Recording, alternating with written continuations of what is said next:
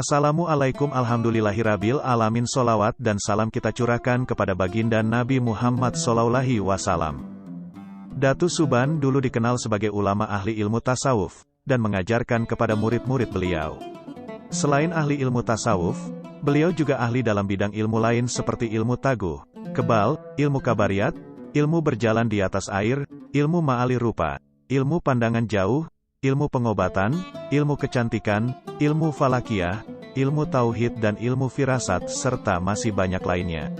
Wallahu a'lam. Datu Suban juga memiliki 13 murid yang datang kepada beliau untuk menimba ilmu. Adapun nama-nama murid beliau yaitu Datu Murkat, Datu Taming Karsa, Datu Niang Talib, Datu Karipis, Datu Ganun, Datu Argi, Datu Ungku, Datu Labaiduliman, Datu Harun, Datu Arsayana, Datu Rangga, Datu Galudiang Bulan, dan Datu Sanggul. Datu Suban juga dikenal sebagai seorang wali Allah, yang memiliki karamah kasyaf. Beliau jugalah yang dimampukan Allah membaca dan mengajarkan kitab Barencong. Kitab Barencong ini beliau dapat dari Datu Nuraya yang membawa kitab tersebut, ketika saat itu datang kepada Datu Suban. Namun, pada saat itu juga Datu Nuraya pulang ke rahmatullah. Setelah Datu Suban mempelajari kitab Barencong lembar demi lembar hingga selesai, isi kandungan dari kitab Barencong terdapat banyak berbagai ilmu yang mencakup ilmu keduniaan dan ilmu untuk akhirat. Dikutip dari buku cerita Datu-Datu terkenal Kalimantan Selatan, bahwa karamah Datu Suban yaitu mengetahui datangnya waktu beliau pulang ke rahmatullah.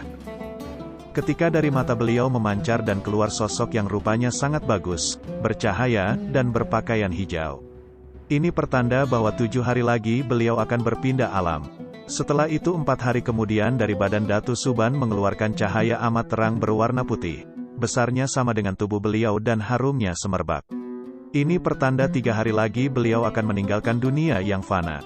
Dan menjelang mendekati waktu beliau pulang ke hadirat Allah, beliau memanggil seluruh murid beliau dan berkata, "Murid-muridku yang kucintai, kalian jangan terkejut dengan panggilan yang mendadak ini, karena pertemuan kita hanya sampai di sini.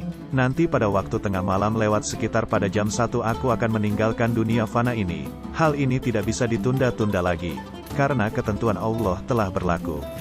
Kemudian beliau membacakan firman Allah surah An-Nahl, ayat 61 yang artinya, "Apabila sudah tiba waktu yang ditentukan maka tidak seorang pun yang dapat mengundurkannya dan juga tidak ada yang dapat mendahulukannya."